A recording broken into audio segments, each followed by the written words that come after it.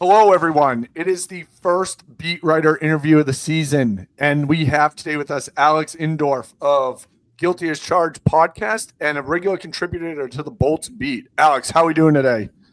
Doing great.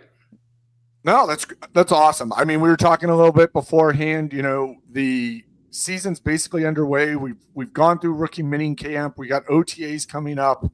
I think we're just excited to hear about, you know, from our standpoint, the mysterious Chargers. You know, we beyond appreciate this because we don't get as much from the Charger community as we do from some of the others with more open organizations like the Kansas City Chiefs or the Patriots. So I think this will be great for our listeners, and really appreciate you being here today. No problem. Yeah, I always like talking about the team because like it is kind of I made the joke, the indie movie of like the NFL franchises. But I like putting the word out there and talking ball, so it's great.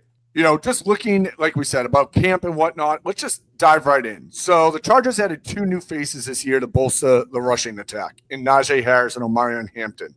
You know, we heard all last year how this team wanted to just focus on the run game, get that going, and you know, you guys finished 10th in the NFL with 463 carries.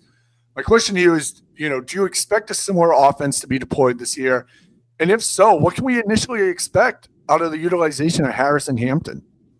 Yeah, I think last year was a case of wanting to implement a vision, but not necessarily having all of the right pieces to do it, right? I think J.K. Dobbins was, you know, a hit for them, kind of unexpected, you know, giving him pretty much a bargain bin contract that was basically he had $50,000 guaranteed, ended up making obviously a lot more than that, getting up to 900 yards with all the incentives. But it was basically like, okay, we're going to bring him in. We're going to bring Gus Edwards in. They didn't really have the money to move around and make those moves last year.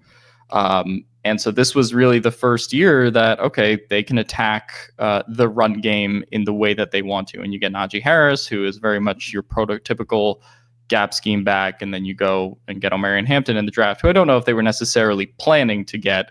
But when he fell there to 22, I think there was a feeling that somewhere in that rounds 1 to 4 range, they were going to address that early. And it's really the foundation of the Chargers offense. Obviously, a lot of it revolves around Justin Herbert, but they were the most efficient team off of play action last year. Statistically, Herbert was the best quarterback pretty much off of those play action looks. And if you don't have the good ground game, right, to really support that, and we saw kind of when the wheels came off kind of towards Houston at the end of the year where they couldn't really trust their run game to the degree that they wanted to, and it was a lot of asking Herbert to kind of bail them out. I think that that's what sort of made them go, okay, like, let's get the backs in here. We get Mekhi Becton, who is an immediate boost in the run game from Philadelphia. And so I think that that is kind of the vision here. And one of the stats that stood out to me from last season was the 4 weeks that J.K. Dobbins was out. Even though they finished 10th overall in rushing, they were 15th in the 12 games that I think he ended up playing, 12, 13. He ended up playing. Their rushing EPA was 30th when he was out. And so I think investing as many resources as they did into getting both Najee, Omarion, getting Mekhi in the building was a lot of let's raise the floor, so to speak, of this rushing attack, in addition to raising its ceiling, obviously using a first-round pick on a talent like Omarion, but making it so, okay, something like the Texans game, if can't happen again, in addition to the other stuff they've done with the offense, but particularly the run game, falling flat for a team that wants to play a lot of Roman ball, for a team that uses as many play action concepts as they do, just wasn't an option. And I feel like that's why they went the direction they did this offseason. No, that makes perfect sense. I think the other scenario too here is, you know, J.K. Dobbins is tendered. You know, what do you see happening with that? Yeah, so I think with the UFA tender, I think that over the cap reported it was about 1.6 million, something around there. Basically, my understanding, at least of it, is they can use it to then, if a team within the next 2 months signs J.K. Dobbins to retroactively get a comp pick out of that. And so then if you look at like the comp pick table, it's like, okay, then they have 4 departures, it nets out to 0. But then if J.K. hits some of his incentives wherever he goes, and Najee and Tyler Conklin fall short on their incentives, then they can possibly like sneak a comp pick out of that. I think it's a lot more that scenario than J.K. coming back to the Chargers. There is a chance that, hey, over the next 2 months, if he remains unsigned, then like there's a possibility. I think it could happen, but I think really they've added to the running back room in such a way where I just think there's going to be more opportunities for JK out there to be the RB2, to be a piece in the rotation somewhere else than being the RB3 here and kind of competing with Kamani Vidal or Raheem Sanders for snaps. So I don't necessarily see him as part of the puzzle, just because I think there either will be offers for him elsewhere, but you never know. I mean, it would certainly be a interesting 3-headed monster, right? Yeah. If he somehow does end up back on this team, I mean, I don't think any Chargers fan would be mad about it, right? No. No, I definitely don't think they'd be mad about it. I feel bad for both him and Najee to some extent too, because, you know, I think at the beginning of the offseason, he was projected to get like 11 million, by PFF, and a lot of the contract experts, he ends up getting 5. And then you see Dobbins, who was projected to pretty much be the second running back off the board in free agency, still unsigned. And I think after last year's running back market, I don't think that's kind of what people expected, but the value of this draft class, I do think really kind of pushed some of those free agent backs down a little bit compared to where I think they would have been otherwise. No, for sure. I mean, the running back scenario there, I think, is what everyone has at least their first eye on, given, the scheme and whatnot. But, the Chargers also went and added some wide receivers to the mix, and they went and drafted Tre Harris in the 2nd round, and they brought back your good friend Mike Williams, Lad McConkey obviously had a phenomenal rookie year, and we're sure he's dying to build off of that. I'm sure fans are dying to see that. I'm sure you're dying to see that. Quentin Johnson, I love to see some week-to-week consistency from him.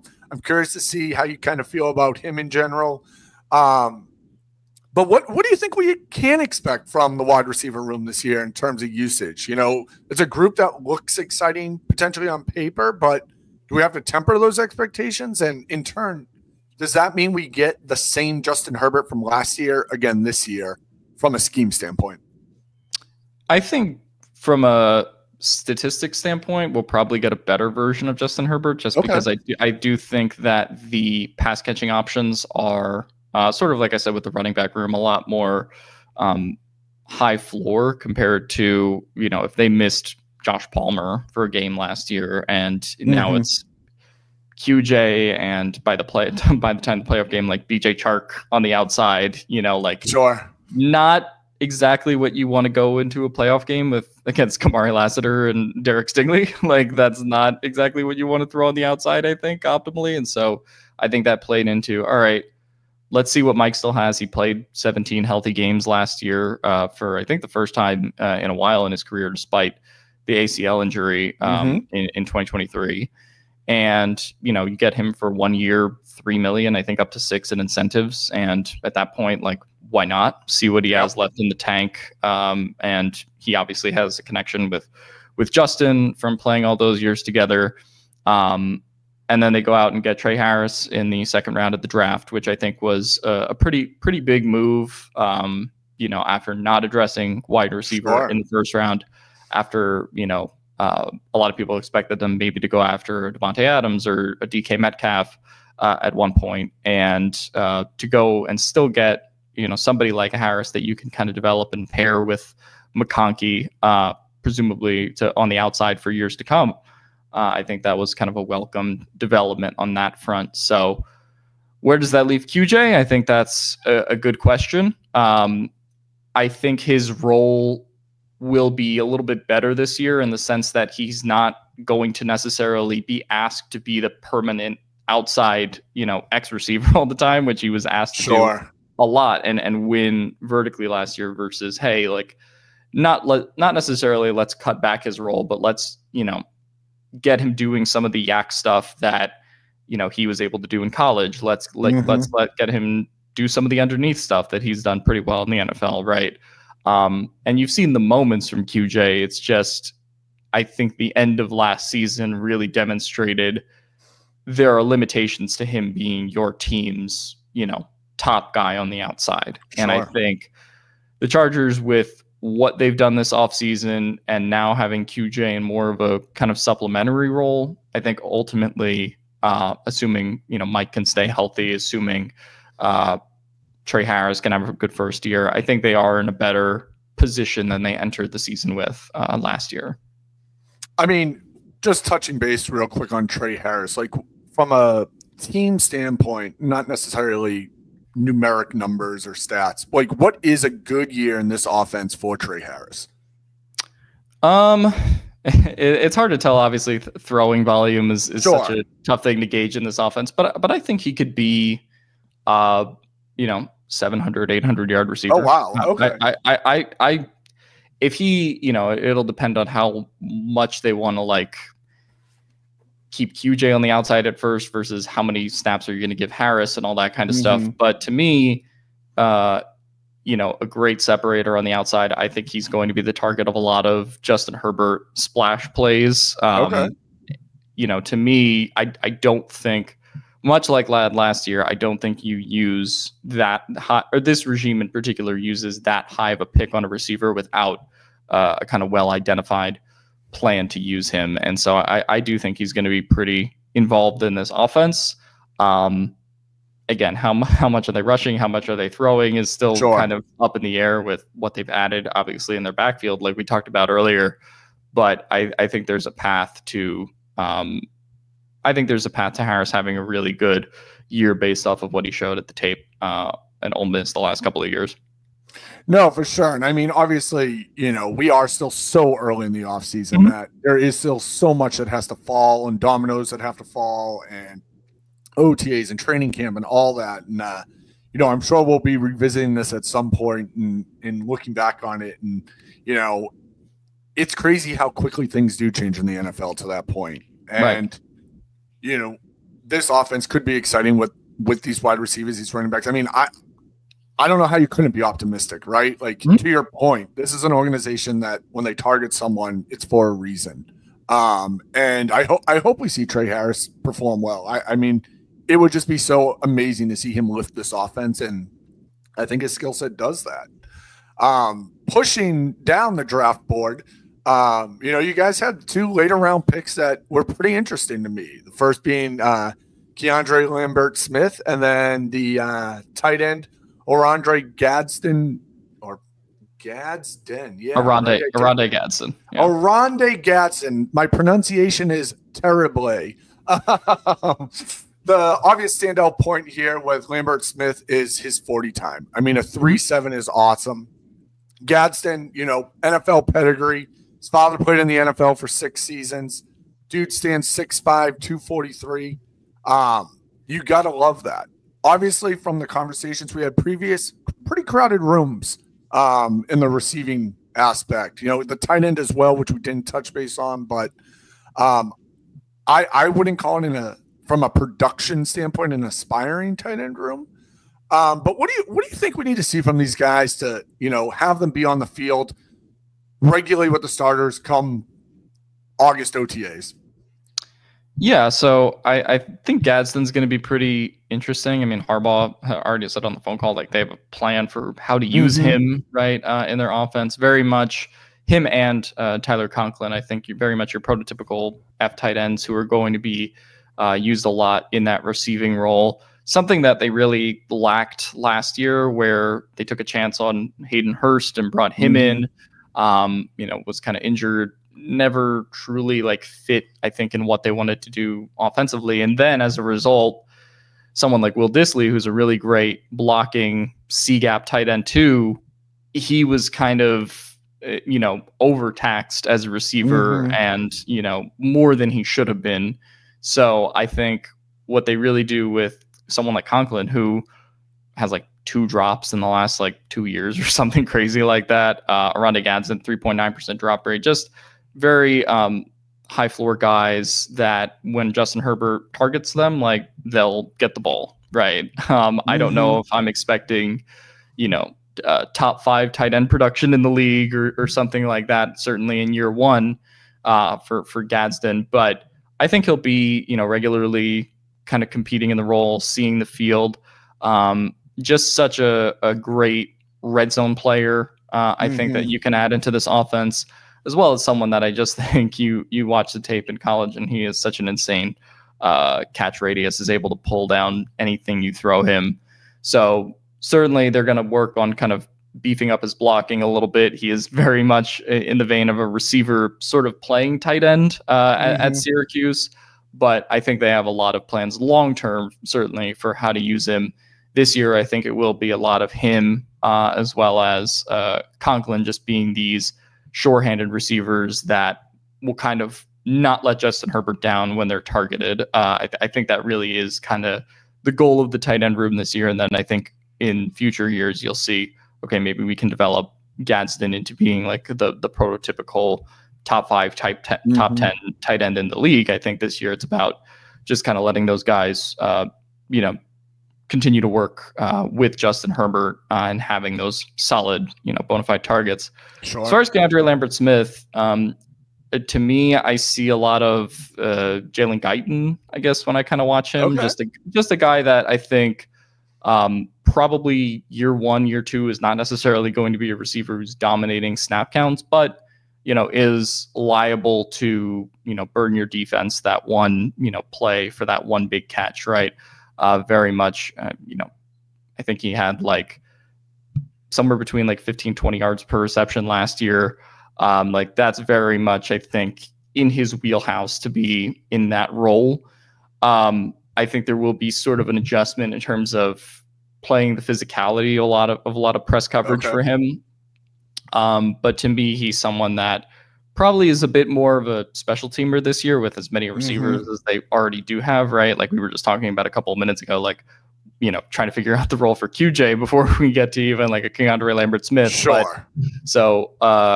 Question mark on like how much they will use him offensively, but he does provide, I think, a tangible speed skill set that really no other of their guys necessarily possess in the same way that he does. And I think that's why, even if he was a little lower on consensus boards or, wherever people had him in the draft, I think that's why they were excited to get a player with his skill set. No, that makes perfect sense. Just real quick, going back to the Tyler Conklin scenario. So I was a firm believer in that guy's skill set, his ability coming out. I think he probably got misused a lot. He just, at this point, I don't know if it's the scheme. I don't know if it's the player, but he's never really seemed to fully put it together offensively. Yeah. Do you think this offense gives him a chance to finally do that? Yeah, I think, if you look at what Herbert's done over the last couple of years, like he will funnel the ball to tight ends regardless of whether they catch it or not. So like I think statistically there's certainly an opportunity for him there to be that safety valve. And they're also like, I guess, not bringing him in to like be a breakout candidate, but rather, just a guy who is in the offense, probably your starter at tight end, certainly to begin the season over somebody like Oronde.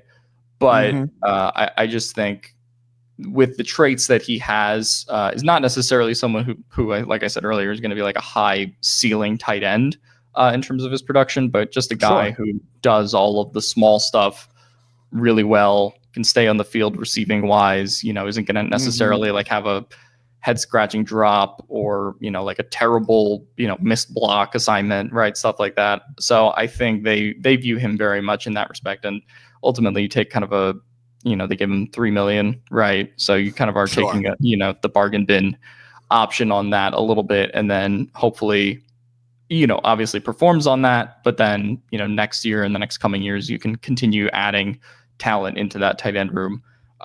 Certainly that they didn't necessarily have last year. No, that's some great insight there. Just wrapping this all up, I wanted to give you just an open-ended question, and feel free to discuss anything on top of this as well. But what's the one thing you would want listeners to know about the Chargers offense heading into 2025? Yeah, I think the theme of, I guess what I've said so far, it's a very higher floor operation than last year, whereas I think in 2024, they were like, hey, Herbert, bail us out, essentially. Hey, Lad McConkey in the playoff game having like 197 yards or something, right? Where it felt like the only times that the offense was successful was kind of those, big deep shots to Lad, or a really good 100, 200 yard like JK game, right? That the ones that he had a couple times throughout the year.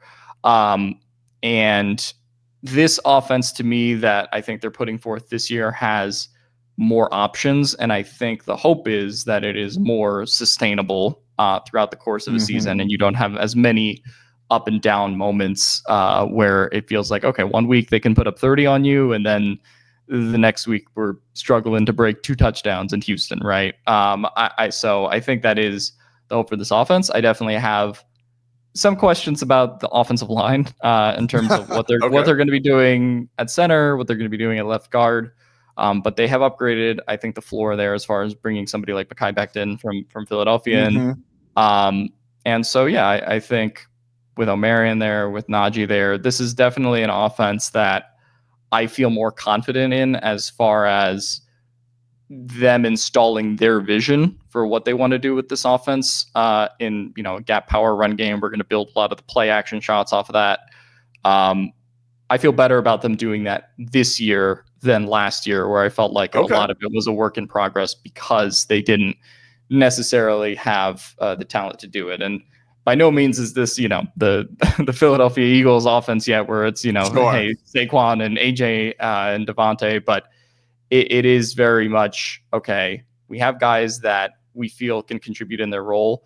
And if something happens to them injury-wise, we have somebody else, right? We have someone that we can rely on. And that was, I feel like, what was really missing last year. And you saw that kind of like the J.K. Dobbins thing I mentioned, where they went to the running backs after him, or, the wide receivers after, Josh Palmer on the roster, the wide receivers after McConkey on the roster. I think this is a much more formidable offense as far as the depth is concerned. What the ceiling on that looks like, I think that'll depend on Herbert. I think that'll depend on Greg Roman. I think that'll depend on how fast do you get really great performances out of Omarion Hampton and Tre Harris, who we talked about earlier. But I think, the floor is certainly a lot higher for this team offensively than it was in 2024, which was really, I think, the goal of this offseason. No, I mean, I think that's what everyone wants to hear, right? Well, Alex, thank you for joining us today. We really appreciate this. Can you go ahead and tell everyone out there where they can find your work, what you're up to recently, what you're working on, the whole shebang there? Yeah. You can follow me on Twitter at AlexInsdorf99, same way it's spelled on the screen. Basically, I do a lot of following the Chargers press conferences and that stuff, posting a lot of the information, injury, draft stuff, whatever is going on at any specific time in the year. We just got done a lot of the draft stuff and are doing a lot of the rookie mini camp, training camp stuff that's going to be coming up over the next couple months before we get back into the full course of season. I do a video a week on the Guilty as Charged podcast YouTube channel called Bolt Breakdowns. So you can also check out some of my work there. And then I'm also writing articles and doing a bunch of stuff for Bolt Beat. So that's all the places you can find me. I don't think I left anything out. I don't know if the Oscars music is going to play me out in the background with all the shit I plugged, but there you go. No, we appreciate it. And we will have links to all of that in our description and on our podcast links. So please go ahead and follow Alex. Great insight for the Los Angeles Chargers. And Alex, thank you again for joining us today. No problem, man. Appreciate it.